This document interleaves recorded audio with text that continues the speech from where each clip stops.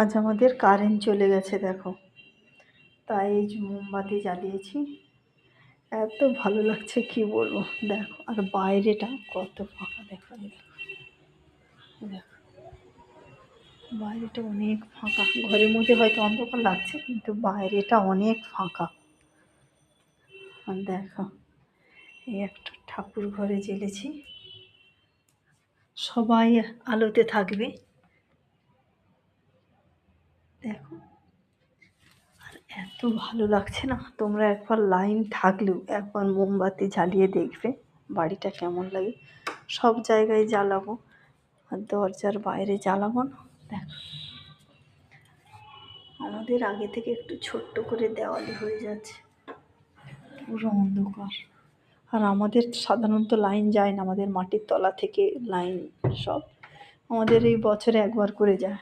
তোমরা কি